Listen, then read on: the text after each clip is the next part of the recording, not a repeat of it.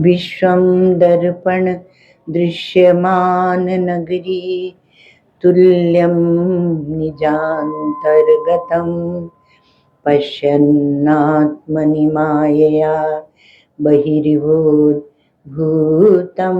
यथा निद्रया यः साक्षात् कुरुते प्रबोध समये स्वात्मानमेवाद्वयं तस्मै श्रीगुरुमूर्तये नमैदं श्रीदक्षिणामूर्तये।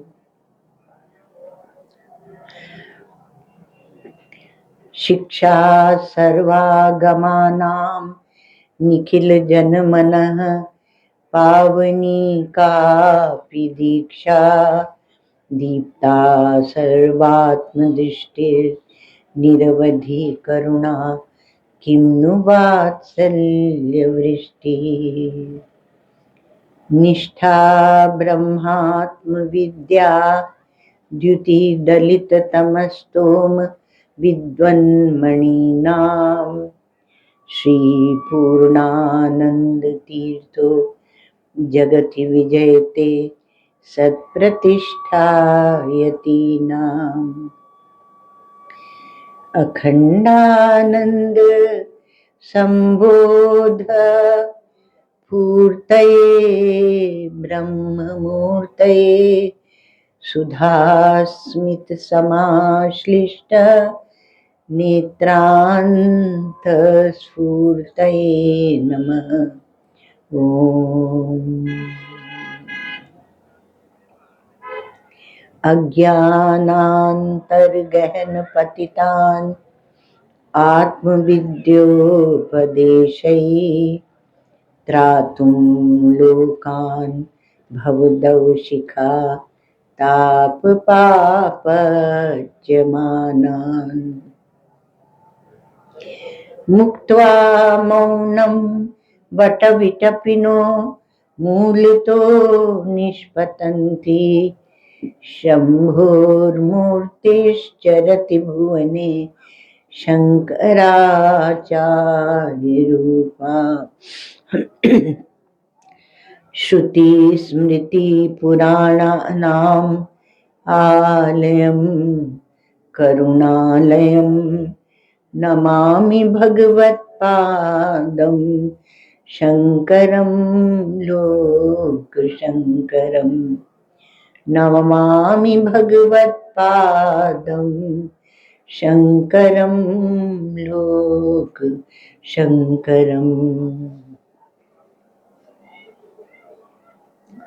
शांति पाठ। ओम भद्रं कर्णेभिः शृणुयाम देवा भद्रं पश्येमाक्षभिर्यजत्राः स्थिरैरङ्गैस्तुष्टुवागुं सस्तनूभिर्व्यसेमहि देवहितं यदायुः। स्वस्ति न इन्द्रो वृद्धश्रवाः स्वस्ति न पूषा विश्ववेदाः स्वस्ति नस्तार्क्ष्यो अरिष्टनेमि स्वस्ति नो बृहस्पतिर्दधातु। ओम शांति शांति शांति।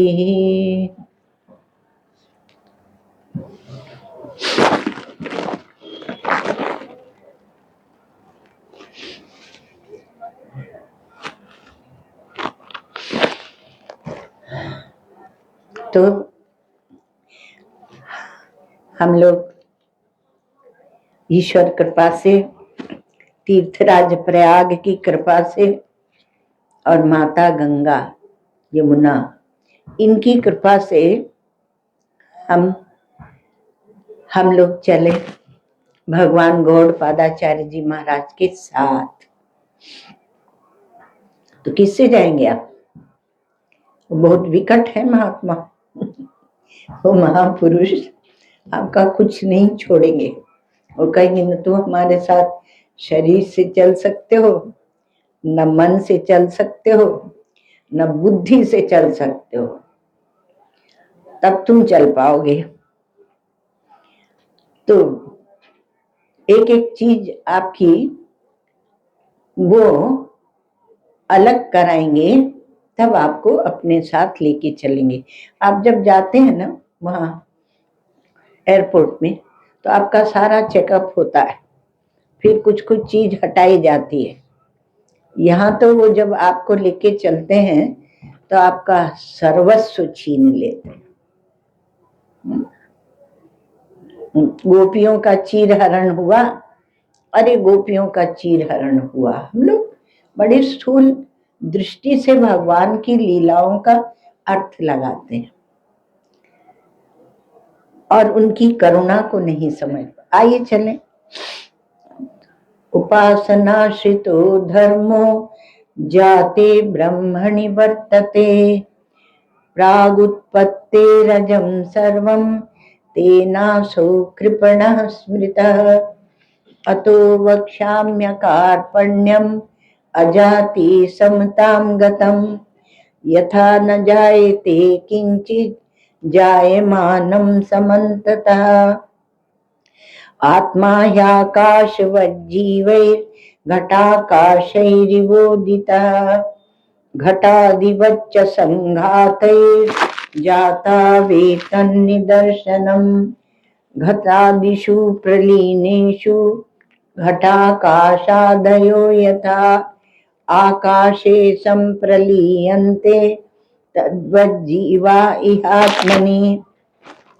यथैकस्मिन् घटाकाशे रजो धूमादिभिर्युते, न सर्वे संप्रयुज्यन्ते, तद्वज्जीवा सुखादिभिः।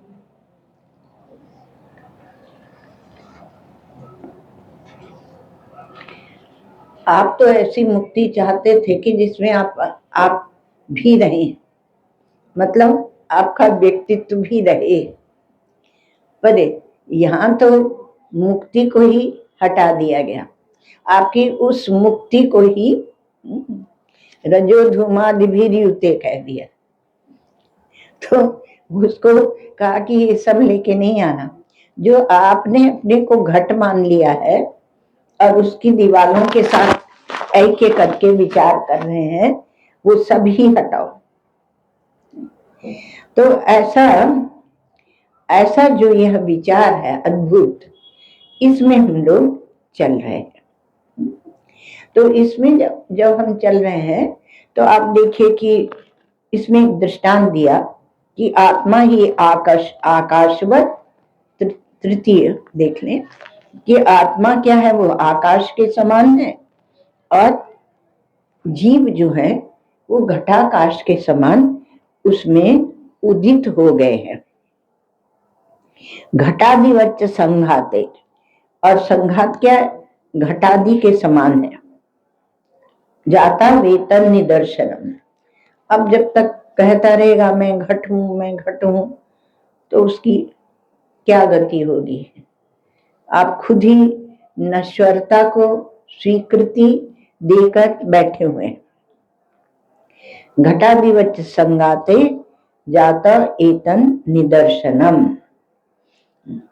तो यहाँ पर आत्मा जो है वह परोही अर्थात पर आत्मा परमात्मा, आकाशवत सूक्ष्मो निरवयवः सर्वगत भाष्य। आकाशवद उक्तो जीवैः क्षेत्रज्ञैः घटाकाशैः इव घटाकाश तुल्य उदित उक्तः स एव आकाश समः पर आत्मा। दृष्टांत जो दिया उसी को भगवान भाष्यकार हमारे वो समझा रहे हैं। वो परम वेदता है आचार्य गौड़पाद, और ये हम लोगों के साथ हर समय रहते हैं। गीता में भी रहेंगे, सब उपनिषदों में भी रहेंगे, ब्रह्म सूत्र में भी रहेंगे। ऐसे हमारे व्यास जी और भगवान भाष्यकार। तो परमात्मा क्या है कि वह आकाश के समान। आकाश जैसे कि महाकाश आकाश के समान है। तो आकाश के समान कैसा है? तो कहा आकाशवत सूक्ष्म निरअवयवः और सर्वगत। सूक्ष्म है, निरअवयव है और सर्वगत है। पहले ऐसे समझाते थे कि जितना सूक्ष्म होता जाता है उतना व्यापक होता जाता है। 5 भूतों का दृष्टांत अब छोड़ दिया है, वो सब इतना विस्तार में समझाना छोड़ दिया है, क्योंकि अब थोड़े समय में समझाना तो सर्वगत कहा गया। और वही घटाकाश के सदृश भासने लगा और क्षेत्रज्ञ जीव के रूप में उत्पन्न हुआ कहा गया। क्योंकि क्षेत्र को लेकर क्षेत्रज्ञ वो ज्ञान है, तो कहा गया क्षेत्रज्ञ जीव के रूप में उत्पन्न हुआ है। क्षेत्रज्ञ ही घटाकाश ही इव घटाकाश तुल्य उदित उक्त ऐसा कहा जाता है। इसलिए स एव आकाश समः पर आत्मा, इसलिए परमात्मा वह आकाश के समान है। बड़ा शास्त्रार्थ चलता है महाराज महात्माओं में, जब बैठते हैं तो बड़ा शास्त्रार्थ चलता है कि क्षेत्रज्ञ कौन है। तो क्षेत्रज्ञम चापि मां विद्धि सर्वभूतेषु भारत, भगवान कहते हैं कि क्षेत्रज्ञ चापि मां विद्धि। अब वो क्षेत्रज्ञ अर्थात आपका जो क्षेत्र का विस्तार है उसको जानने वाला, तो उसमें पकड़ने की क्या बात है?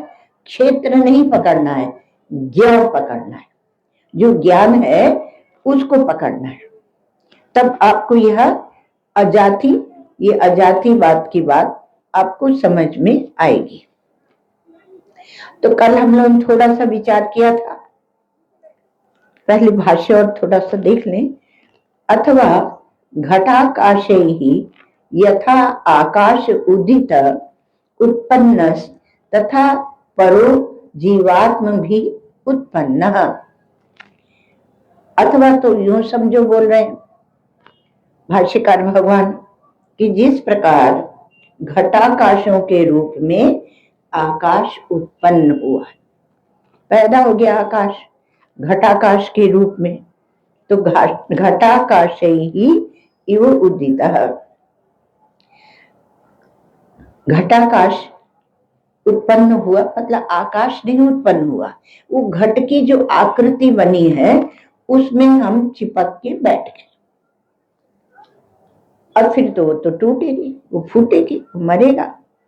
तो घटाकाश ही यथा आकाश उदित, घटाकाश के रूप में आकाश उत्पन्न हुआ है, उसी प्रकार परमात्मा जीवात्माओं के रूप में उत्पन्न हो गया। जीवात्मनाम परस्माद् आत्मन उत्पत्तिर या श्रूयते वेदांतेषु सा महाकाशात् घटाकाशोत्पत्ति समा न परमार्थतः इति अभिप्रायः। तो कहा कि उसका अभिप्राय तात्पर्य है कि वेदांतों में जो परमात्मा से उपनिषदों में माने जीवात्माओं की उत्पत्ति सुनी जाती है वह महाकाश से घटाकाशों की उत्पत्ति के समान है, अर्थात वस्तुतः नहीं है। ये वस्तुतः विचार करने पर परमार्थतः नहीं है, वास्तविक नहीं है। थोड़ा झाड़ते चलो, अपनी मान्यताओं को झाड़ते चलो। तो कहा वास्तविक नहीं है, क्योंकि हमारी दृष्टि जो आकृति बनी उस पर है, इसलिए हम उसको वास्तविक मान रहे हैं उत्पत्ति। पर आकाश तो पहले से ही था। बालक को यह भ्रांति होती है कि घटाकाश उत्पन्न हो गया, पर समझदार को, बुद्धिमान को तो ये भ्रांति नहीं होगी ना कि वो उत्पन्न हो गया। वो तो जानता है कि वो उत्पन्न हुआ सा भासता आकाश तो पहले से ही था। हम लोगों ने क्या किया कि जब ये शिविर लगाया तो ये मठाकाश बनाया, यहाँ पर मठाकाश को पैदा किया, क्योंकि हम बड़े पुरुषार्थी, हमने मठाकाश पैदा किया। पर क्या पैदा किया आपने? नहीं, ये आकृतियां, दीवारें खड़ी की कल्पित, और ये कल्पित इसलिए रहेंगी नहीं। जो कल्पित खड़ी हुई है वो ज्यादा समय तक रहेंगी नहीं, और उसी को हम उत्पत्ति मानते हैं। तो उसी से कहते हैं कि पैदा हुआ। तस्माद एव आकाशाद घटादयः संघाता यथा उत्पद्यन्त एवं आकाश स्थानीयात् परमात्मनः पृथिव्यादिभूत संघाता आध्यात्मिकाश्च कार्यकरण लक्षण रज्जु सर्पवद विकल्पिता जायते। आपकी कोई उपाधि बचेगी नहीं, रज्जु सर्पवत। तो कहा आकाश से जैसे घटादि संघात उत्पन्न होते हैं, आकाशात घटादय संघाता यथा उत्पद्यन्त, उसी प्रकार से आकाश स्थानीय जो परमात्मा है और उससे पृथिव्यादि जो भूत संघात है वो उत्पन्न होते हैं। ईश्वर की उपाधि आकाश, वायु, अग्नि, जल और पृथ्वी, तो पृथिव्यादि, तो पृथिव्यादि भूत संघाता और आध्यात्मिकाश्च कार्य करण लक्षण, जो शरीर बन गया, करण बन गए उसमें, ये रज्जु सर्पवत विकल्पिता जायन्ते, ये ऐसे उत्पन्न हुए हैं जैसे रस्सी में सांप उत्पन्न हो जाए। अब मनाओ अपना बर्थडे। कैसे मनाओगे? अब भी कहा कि नहीं, सब मना रहे हैं इसलिए हम भी मना रहे हैं। वो भी अगर सचमुच पूछो तो ठीक नहीं है, पर मनाए तो किसी निमित्त से मना लेते हैं, मतलब चलो आनंद मनाओ, कोई बात नहीं है। तो इसलिए कि रज्जु सर्पवत विकल्पिता जायन्ते, रज्जु सर्प का जो दृष्टांत है ना, वह निरुपाधिक है। सोपाधिक के ऊपर, सोपाधिक जो दृष्टांत है उसके ऊपर यह निरुपाधिक दृष्टांत है। सोपाधिक को भी नहीं रहने दिया। विचार देखना, सोपाधिक क्या है? कहा जैसे आकाश में नीलिमा, तो जब तक आपकी आंख की उपाधि है तब तक आपको नीलिमा दिखती रहेगी। इस उपाधिक भ्रांति के भी विभाग किए गए। तो जो दृष्टांत दिए जाते हैं बड़े समझ के दिए जाते हैं वेदांतों में। तो जब तक आकाश है और आपकी आंखों में आंखें हैं तब तक आपको आकाश नीला दिखेगा।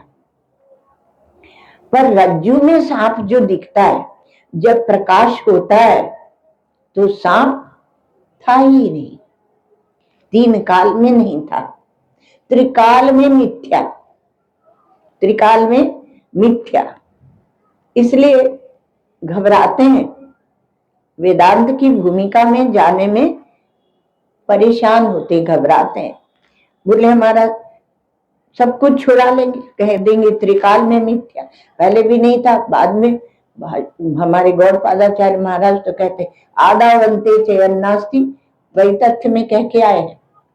आदावंते चयन्नास्ति वर्तमाने भी तथा, जो पहले नहीं था बाद में नहीं रहेगा तो वर्तमान में भी नहीं है।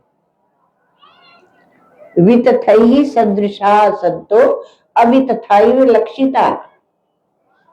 तो वितथ जो वैतथ्य दिख रहा है उसी में सब है। तो उसी को मिथ्या एक शब्द है, एक वितथ शब्द है, अनेक शब्द है। मिथ्या में थोड़ा दो मिथा सिद्धत्वात्। तो आंख से जब आप जान लेते हैं दृष्टांत, तो वो वहां सांप है ही नहीं, भ्रम से भूल से दिख रहा था। उसी प्रकार से जब आप यह जान लेते हैं कि केवल एक परमात्मा की सत्ता है, तो जगत 3 काल में मिथ्या हो जाता, था ही नहीं। तो पहले जो बताया गया कि भगवान की लीला है, विलास है, वो ठीक है, आपकी आसक्ति की निवृत्ति के लिए, आपको एक उत्कृष्ट भूमिका में ले जाने के लिए, पर वो था निर्माण विभाग में ही, प्रमाण विभाग में नहीं था। प्रमाण विभाग का जो विचार होता है वह आप इंद्रियों में बैठकर करना चाहे, मन बुद्धि में बैठकर करना चाहे तो नहीं होगा। प्रमाण विभाग जब कहते हैं तो उसका अर्थ होता है कि आप अपनी विचार शक्ति को जगाएं और किसी के साथ बैठ के विचार न करें। न सूर्यो ही व्यवहार में न तत्वावमर्शेन सहा मनन्ति। इस किसी भी प्रकार के व्यवहार को जो विचारशील है वो तत्व विचार के समय उसको साथ में लेके नहीं चलते हैं, उसको हटा के चलते हैं। गौड़पादाचार्य के गुरु है सुखदेव जी महाराज, उन्होंने ये बात कही श्रीमद् भागवत में कि व्यवहार को साथ में लेके विचार मत करना, नहीं तो शुद्ध विचार नहीं होगा आपका। अब शुद्ध तत्व सत्य वस्तु तक नहीं पहुंच पाएंगे। तो इसलिए कहा कि आप जात जन्मने वाले को भी मानते हैं और अजातवाद का, अजाति का विचार भी करते हैं, तो कैसे चलेगा। तो निरुपाधिक भ्रम जो रज्जु सर्प है, भाष्यकार भगवान उसको ले आए। अब जो स्थूल बुद्धि वाले वो कहते तुम्हारा रज्जु सर्प के बिना नहीं चलता, तुम्हारा आकाश की नीलिमा के बिना नहीं चलता, तुम्हारा घटाकाश मठाकाश महाकाश के बिना नहीं चलता। क्या क्या उनको ये पता नहीं कि हम क्या क्या हम लोग फूंक देते हैं, स्वाहा कर देते हैं। ऐसा यज्ञ होता है कि जिसमें सब स्वाहा कर दिया जाता है। इसलिए आप ऐसा न समझे, वो तो समझने के लिए। तो निरुपाधिक भ्रम का दृष्टांत जो रज्जु सर्प है वो वहां भाष्यकार भगवान ने दिया। गंधर्व नगर स्वप्न ऐसे बोलते हैं। तो जैसे कि आपको बैठे बैठे विचार होता है, आकाश में देख रहे हैं, बादल उड़ रहे हैं, वो एक नगर बसा हुआ है, वहां ये है वो है, वो अथवा मनोराज्य में, तो वास्तव में होता नहीं, उसी को कहते हैं माया। तो वैसे ही यह भी है। तो जाति एक ये होती है जो अनेकता में अनुगत होती है, जैसे कि मनुष्य जाति, पशु जाति, फिर पशु जाति में भी गाय जाति, क्योंकि प्रसवात्मिका, अनेक प्रसवात्मिका और अनेकता में एक जो होता है तो उसको बोलते हैं जाति। तो न जाति जिसमें तब अजाति है, जिसमें जाति नहीं है वो अजाति है, और न जायते इति अजाति है। एक तो उसमें जाति नहीं होती कि उसको सामान्य रूप से सामान्य सब में एक हो, उसको जाति कहेंगे, मनुष्य जाति है। ये तो फिर बाद में हम लोगों ने तमाम बनाया भेद, ब्राह्मण क्षत्रिय वैश्य शूद्र शास्त्र ने दिया। वो क्या है? वर्ण है। तो उसको लेकर उसके आधार पर आपको आपका धर्म बताया गया। ये अध्यारोप है शास्त्रीय, और इसका अपवाद भी शास्त्र कर रहा है। उसके बाद में आप तो वही नहीं रुके, आपने अनेक भेद बनाए। आपने बने, हम सब ने बना लिए, बहुत भेद बनाए। तो उससे क्या होता है कि दृढ़ता आ जाती है जातवाद में, और जो स्थूल सृष्टि दिख रही है उसी में हम फंस जाते हैं। वहां की बात नहीं करेंगे क्योंकि हम अजाति में जा रहे हैं। तो जायते इति अजाति, और जिसमें जाति नहीं है वो अजाति। तो ये उत्पत्ति कैसे होती है? कहा कि जब आपको रूपांतर की प्राप्ति होती है तब उत्पत्ति होती है। जो खाया माता पिता ने, उससे एक एक भ्रूण तैयार हुआ, फिर वह भ्रूण बढ़ा, फिर उसने जन्म लिया। तो जहां जो पूर्व अवस्था को छोड़कर और दूसरी अवस्था में आ रहा है वो रूपांतर प्राप्ति है, और वो सब उत्पत्ति है।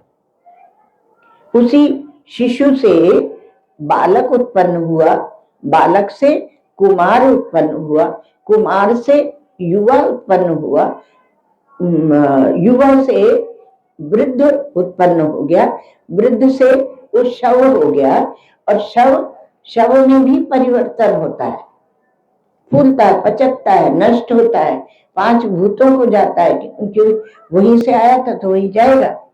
तो वो सब क्या है? उत्पत्ति है। उल्टा होता है ना वेदांत का विचार। वो जो मरा हुआ वो शव है, वो जब गल रहा है, फूल रहा है, तो उसको भी कहते हैं उत्पत्ति। वो भी उत्पत्ति है। तो एक उत्पत्ति रूपांतर की प्राप्ति है, और एक उत्पत्ति क्या है कि प्रतीत होना, प्रतीत होता है। तो अनन्य रूप में प्रतीत होता है, जैसे सूत से कपड़ा, जैसे रस्सी में सर्प, सुवर्ण से गहना। तो ये सब क्या होता है? माया से होता है। रस्सी में सर्प तो आपको बिल्कुल समझ में आ जाएगा कि माया से। तो ये सब एक के बाद एक ऐसे दृष्टांत दिए जाते हैं, क्योंकि जो पैदा हुआ है वो फूटेगा भी, वो सड़ेगा भी, तो फिर उसको कहेंगे जी इसकी उम्र थी। तो उम्र थी, उम्र बन जाएगी, अर्थात वो काल में आ गया, वो देश में आ गया, आ जाएगी वो वस्तु, और नाम रूप में भी आ जाएगी। अब जब नाम रूप में भी आ जाएगी, उसको हमेशा चोट लगती रहेगी। चोट किसकी लगती है बताएं? चोट लगती है देश काल और द्रव्य की, वस्तु की, क्योंकि हमने उसे अपना मैं मान लिया है। चोट उसकी लगती है, और हम सोचते हैं कि इसने चोट मारी, इसने ये कह दिया, उसने वो कह दिया। अपने को क्यों आप छोटा बनाते हैं? तो जब आप कृपण में जा रहे हैं, आपने यह नियम जान लिया, तो अधिष्ठान की ओर चले ना, तो अधिष्ठान में तत्वतः परिणाम नहीं है। जैसे वहां परिणाम है, रूपांतर की प्राप्ति है, वैसे यहां तत्वतः परिणाम नहीं है। और दूसरा क्या बोला था? माया से परिवर्तन दिखता है, माया से उसमें कुछ और रूप दिखता है। तो ना माया से परिवर्तन है, दोनों प्रकार की उत्पत्ति को नकार दिया वेदांतों ने। न तत्वतः परिणाम है और न माया से परिणाम है, परिवर्तन नहीं है। और अब जब आपने अधिष्ठान को जान लिया, तो सारा जो दिखता है वह ऐसे दिखेगा जैसे वंध्या का पुत्र। वंध्या का पुत्र माने होता नहीं है पुत्र, खाली कहने को एक शब्द है। वाचारंभणम, वाचारंभण, तो वाचारंभण है विकारो नामधेय, मृत्यु के देव सत्यम, जो तथ्य है वही सत्य है। तो वंध्या पुत्र के समान वो दिखेगा, है ना। ऐसा नहीं कि अभाव नहीं, अभाव दिखेगा, अभाव नहीं दिखेगा, वंध्या पुत्र दिखेगा। मतलब आपकी बुद्धि का ही वहां पर खेल खड़ा होगा। इसलिए वेदांत साधना पक्ष में हमेशा दूसरे को देखने की मना करता है, आपको अंतर्मुख करता है, आपको अपने में ले जाता है। तो वंध्या पुत्रो न तत्वेन माया वापी जाए थे। दो प्रकार की उत्पत्ति बताई भगवान गौड़पादाचार्य कि यह तो तत्व से उत्पत्ति हो अथवा माया से उत्पत्ति हो। तो कहा वंध्या पुत्र न तत्वेन माया वापी जाए थे, दोनों प्रकार से नहीं पैदा होता है। भूत तो अभूत तो वापी सृज्यमाने समाश्रुति, कहा कि कोई वस्तु है, मान लो सृष्टि, सृष्टि समाश्रुति, तो कहा सृष्टि का वर्णन होता है और प्रतीति का वर्णन होता है। तो उसमें वर्णन तो एक प्रकार से ही होता है और वर्णन वह अनुवादक होता है।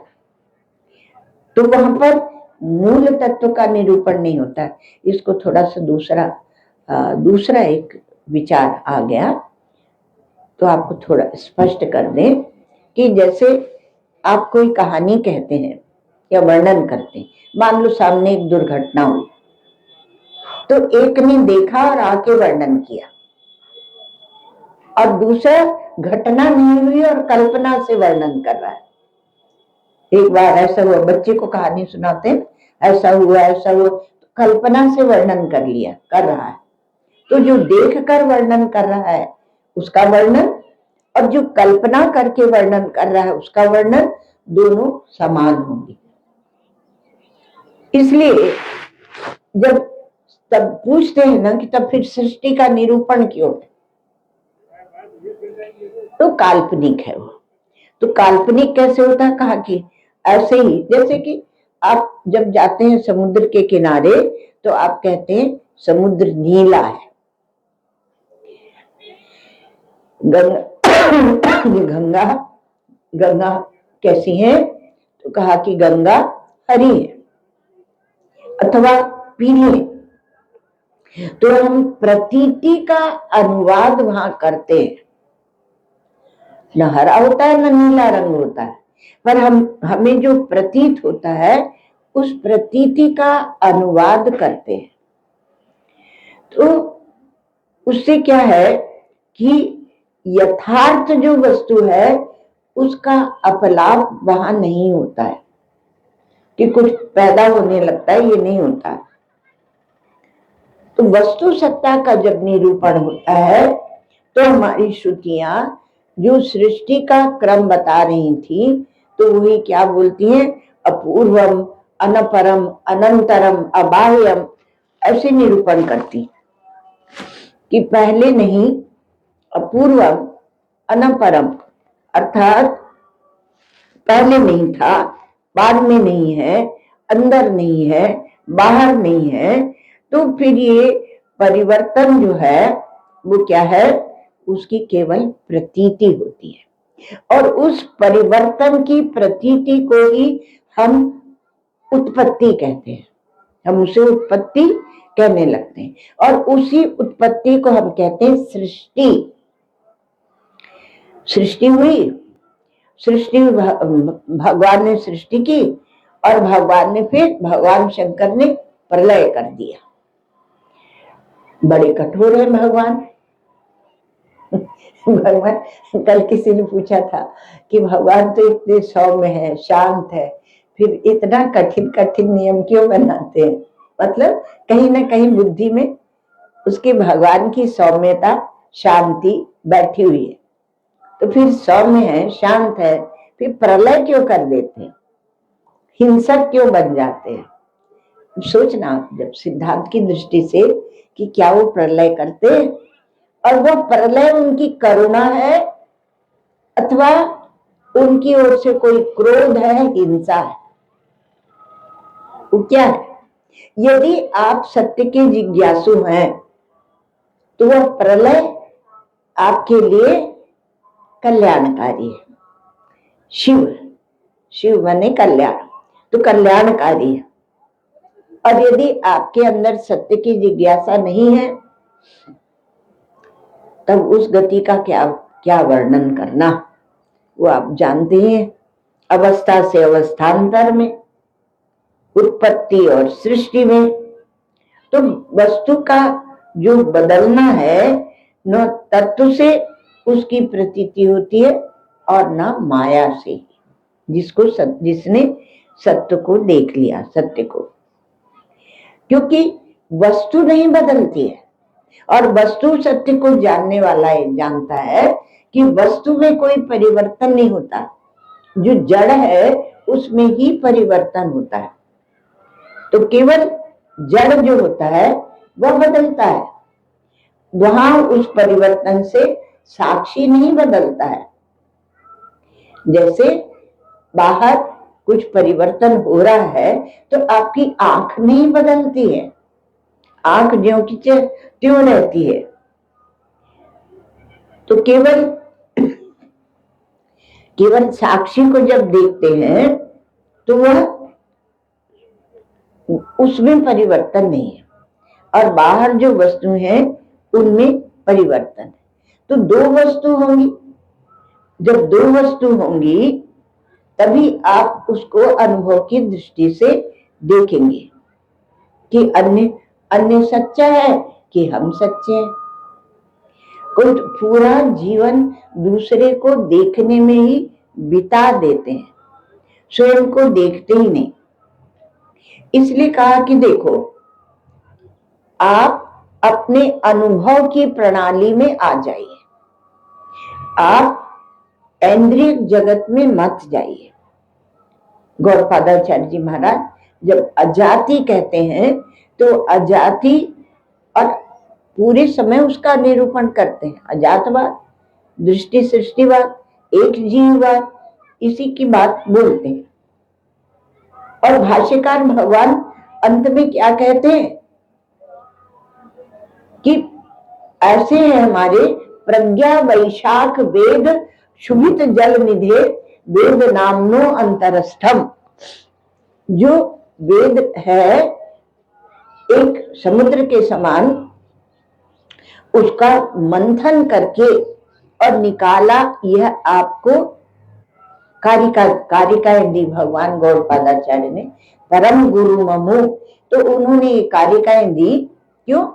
कारुण्याद उद्धधारा। आप मंथन नहीं कर सकते तो वो आपके लिए मंथन करके और ये दे रहे हैं। तो ये उनकी करुणा है।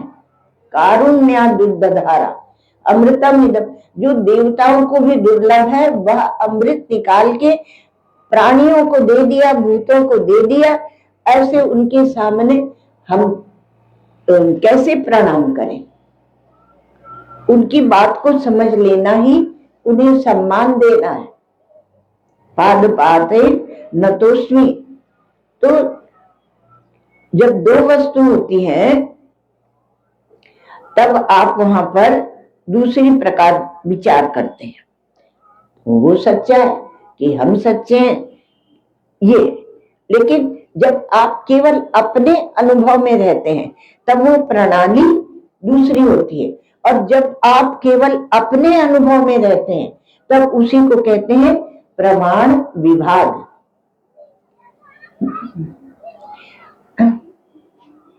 इसलिए सच्चा और झूठा ये बात भी तब होती है जब आपके सामने कोई और होता है, वो सच्चा है, नहीं हम सच्चे, तरह तरह का द्वंद्व मचा रहता है पूरी समय दुनिया में, यही हो सकता है। इसलिए जगत का कारण, वो कहते हैं जगत का कारण चैतन्य नहीं है, जड़ है। पर जड़ भी नहीं है तो कि जड़ से कैसे उत्पत्ति होगी? यदि जड़ से हम पैदा होते हैं तो पैदा होने को किसने देखा? पैदा होकर जड़ को ही जानते हैं फिर। तो इसलिए पैदा हुए ये कैसे जाना? अब इसके ऊपर तमाम अनुसंधान चला, पुराणों ने किया, वैज्ञानिकों ने किया। पुराणों को माइथोलॉजी बोलते हैं। तो उन्होंने कहा, और उसमें क्या है कि मिथा दो है और विचार कर रहे हैं। तो मिथा है, अन्योन्य आश्रयता है वहां। तो इसलिए वहां अन्योन्य आश्रयता होने के कारण पहले ही विचार दोष आ गया। ये अद्भुत बात है, क्योंकि यहाँ जो विचार की शैली है उनको दोष स्वीकृति नहीं है। केवल आप एक में बैठकर ही विचार करें। इसलिए योग पर्यंत हम लोग साधन पक्ष को स्वीकृति देते हैं। योग ने क्या किया? असंग आत्मा की ओर आपको ले चले। तो वहां बैठ के आपको विचार करना है। आप अन्य में बैठकर जब विचार करेंगे या अन्य का विचार करेंगे, उसका और अपना विचार करेंगे, तब तमाम व्यवहार का पचाड़ा है वो उसमें लगे रहेंगे। प्रपंच तो जन्म क्या है? जो अन्य से अन्य का जन्म नहीं होता है और स्व से भी अन्य का जन्म नहीं होता है। ये बात हम लोगों को यहाँ बताई जा रही है। और अन्य से स्व का नहीं होता, स्व से अन्य का जन्म नहीं होता, तो और स्व से स्व का जन्म भी नहीं होता। ये चैतन्य दृष्टि से बात कही जाती है। अब दुनिया को देख के गणित मत लगाना।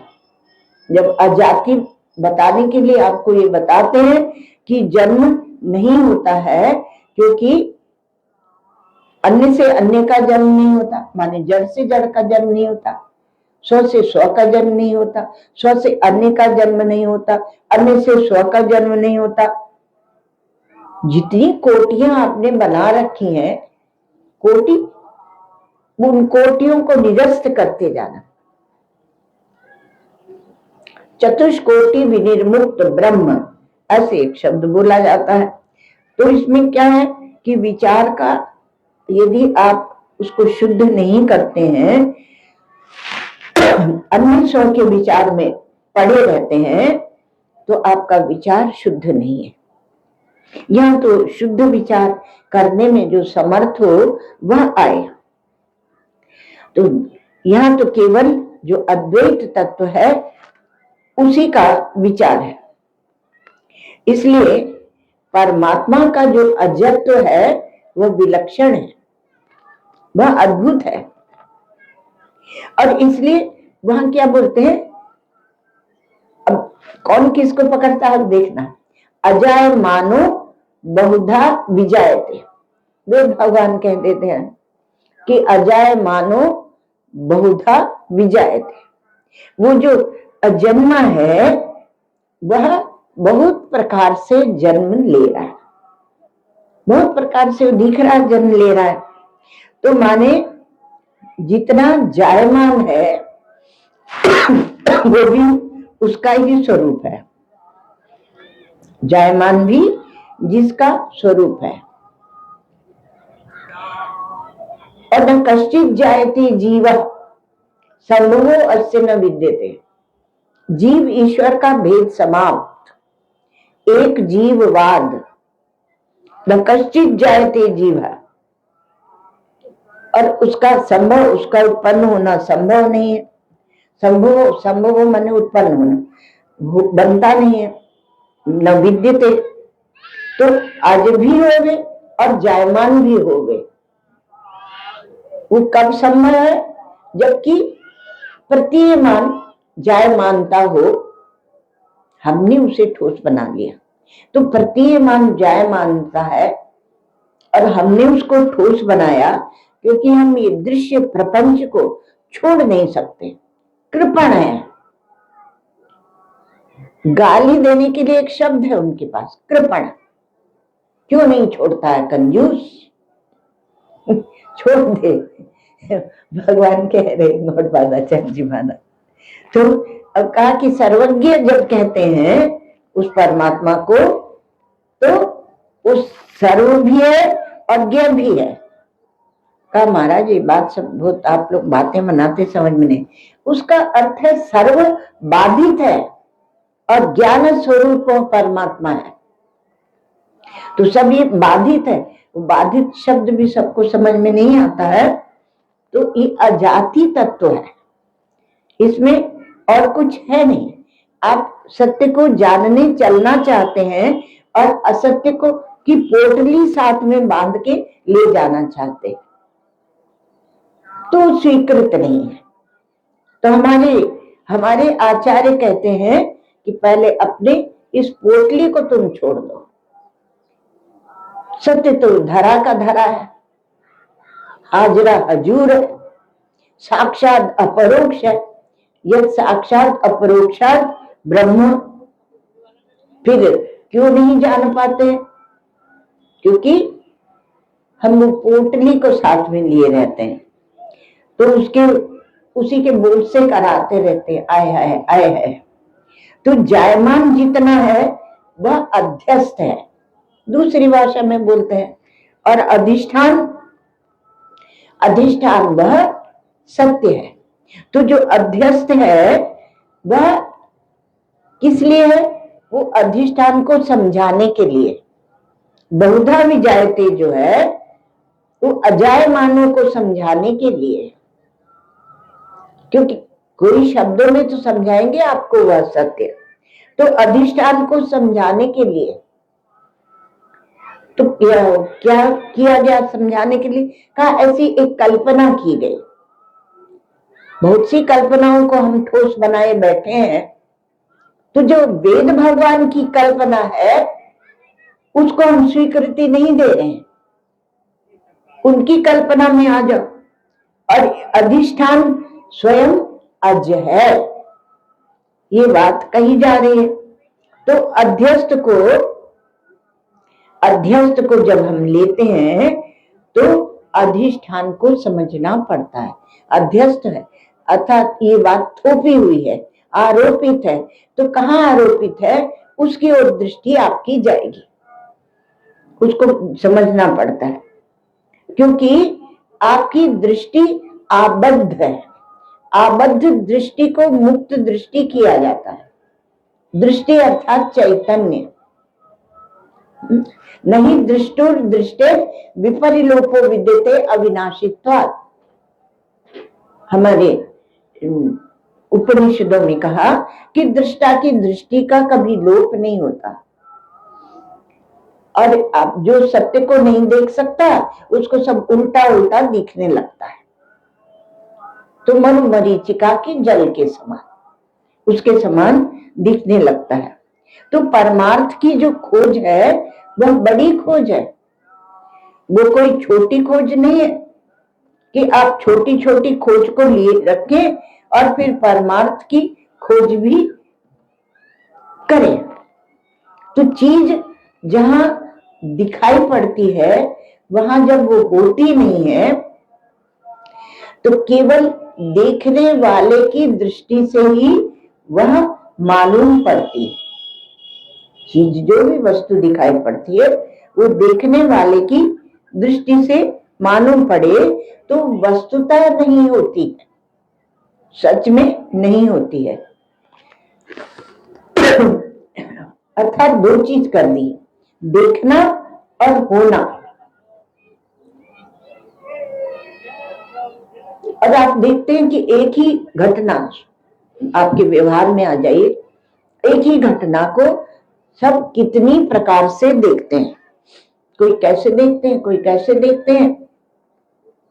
आप यदि समाचार पत्र में भी उठा के देखेंगे तो प्रत्येक समाचार अलग अलग ढंग से उसी एक घटना का निरूपण करेगा। तो इसका अर्थ ये होता है कि किसी चीज का सच होना और उसका मालूम पड़ना, ये दो चीज हो गई। अस्ति और भाति।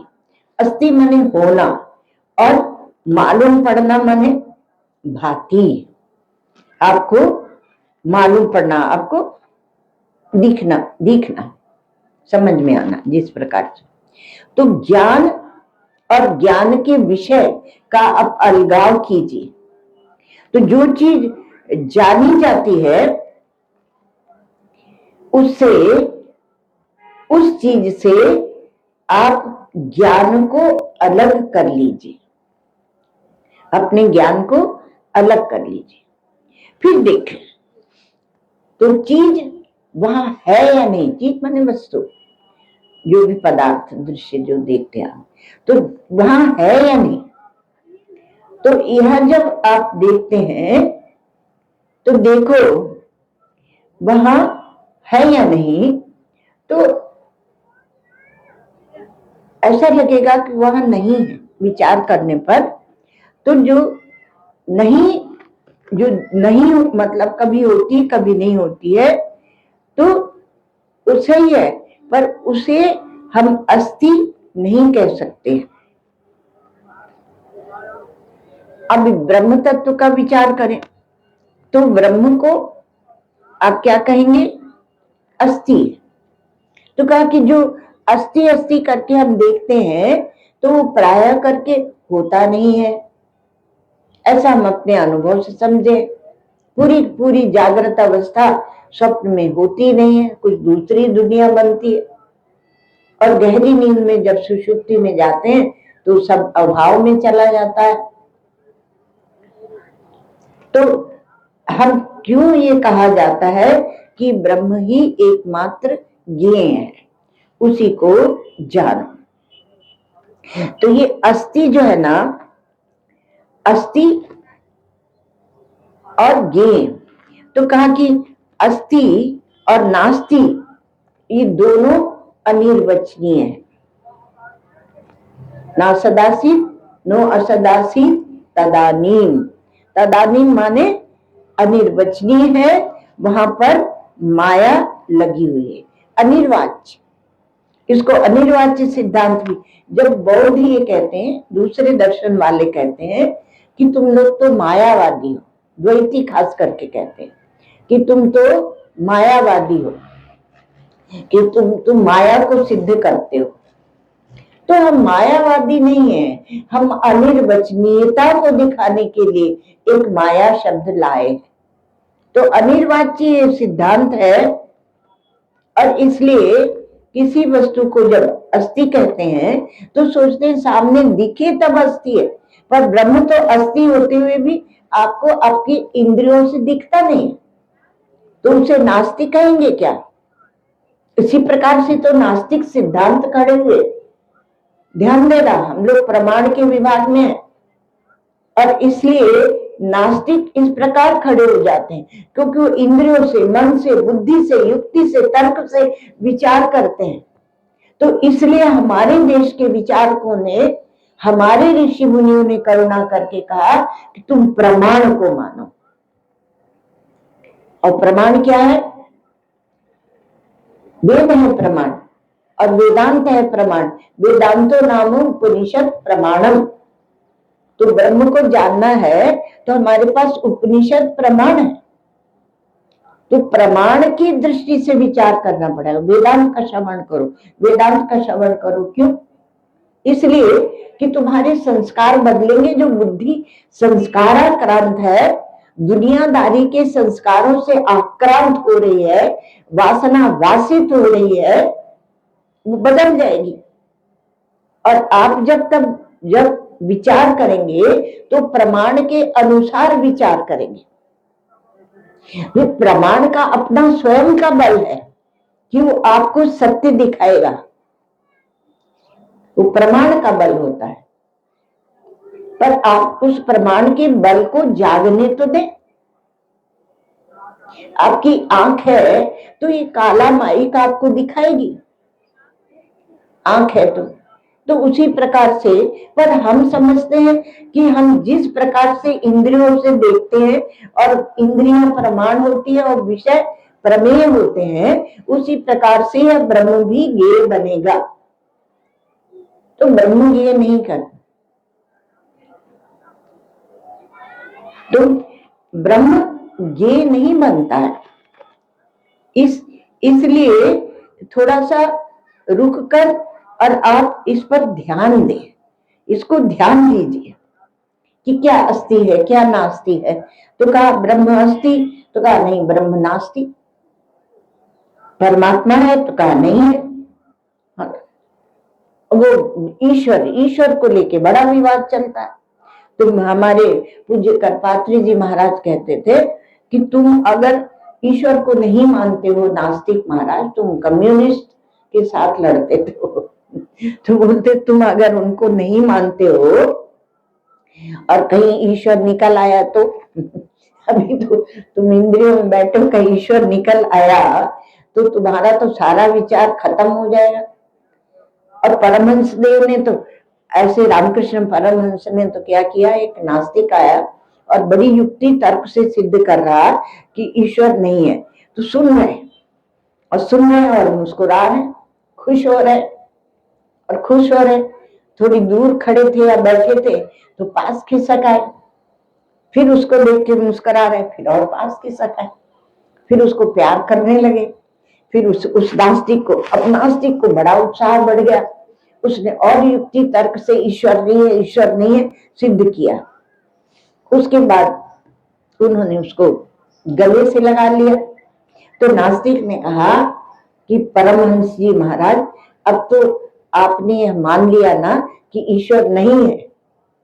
तो कहे कि हम तो ये देख रहे थे कि ईश्वर जो सबको बुद्धि देता है, जियो यो न प्रचोदयात्, तो जो सबको बुद्धि देता है उसने तुम्हें कितनी सुंदर बुद्धि दी है कि तुम उसी को काट रहे हो।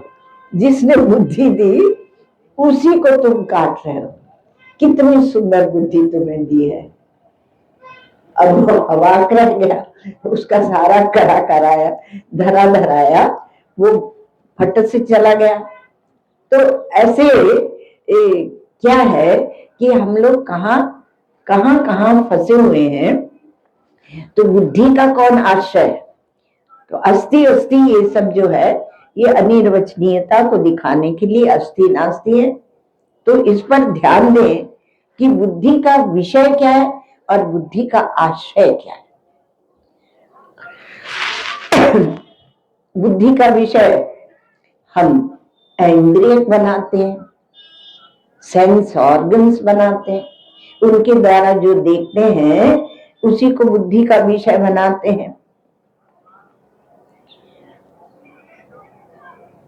इसलिए हम वहां पर प्रमाता बनते हैं। जैसे पुष्प विषय है और प्रमाता उसको देखने वाला, तो आश्रय है। और बुद्धि वृत्ति बनी, बुद्धि की जो वृत्ति बनी पुष्पाकार, तो बुद्धि के साथ में मिलकर हम ज्ञाता बनते हैं। ज्ञाता बन जाते कि हमने देखा, पुष्प को देखा, पुष्प को जानते हैं कि ऐसा ऐसे होता है।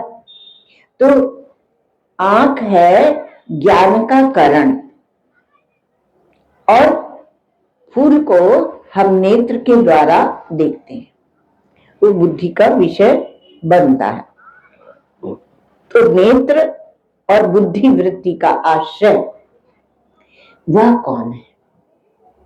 तो उसका आश्रय जो है वह मैं है।